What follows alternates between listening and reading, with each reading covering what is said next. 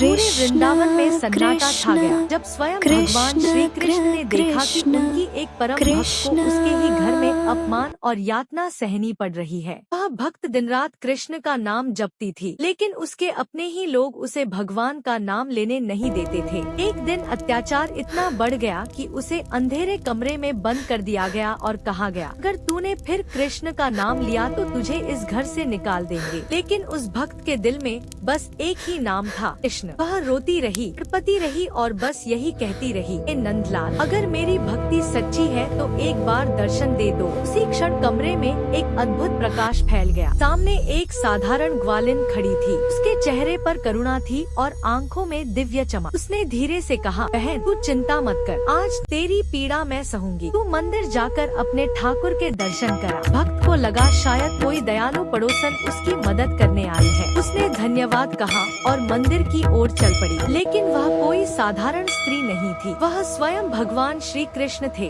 जिन्होंने अपनी भक्त की रक्षा के लिए स्त्री का रूप धारण किया था। भगवान ने खुद को उसी कमरे में बंद करवा लिया और भक्त का रूप धारण करके उस घर में रहने लगे। अगले दिन जब घर वालों ने उसे देखा तो फिर से डांटना शुरू कर दिया। किसी ने गालियां दी, किसी ने झूठे बर्तन फेंके, किसी ने उसे काम से लाद दिया, लेकिन भगवान सब सहते रहे। वे चुपचाप झाड़ू लगाते, बर्तन धोते और हर अपमान को मुस्कुराकर सह लेते। दिन बीतते गए, महीनों तक भगवान अपनी ही भक्त का रूप बनाकर उस घर में अपमान सहते रहे। उधर असली भक्त मंदिर में भगवान के चरणों में इतनी मग्न हो गई कि वहीं समाधि लगाकर उसने प्राण त्याग दिए। प्रश्न यह था कि अगर भक्त की मृत्यु हो गई तो घर में काम कर रही वह स्त्री कौन थी? एक दिन अचानक घर में तेज प्रकाश हुआ। जिस बहू को सब डांट रहे थे उसके शरीर से नीली आभा निकलने लगी। उसी समय मंदिर से पुनर्जीवित होकर असली भक्त घर लौटी। उसे देखकर सब दंग रह गए और तभी वह नकली बहू अचानक अदृश्य हो गई। उसी स्थान पर 4 भुजाओं वाले दिव्य रूप में भगवान श्री कृष्ण प्रकट हो गए। उनके शरीर पर मार के निशान थे जो उस घर वालों ने लगाए थे। भगवान मुस्कुराए और बोले,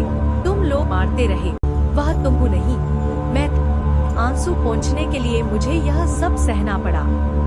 पूरे घर के लोग रो पड़े। गलती का एहसास हुआ, से क्षमा मांगी और उस भक्त के चरणों में गिर गए।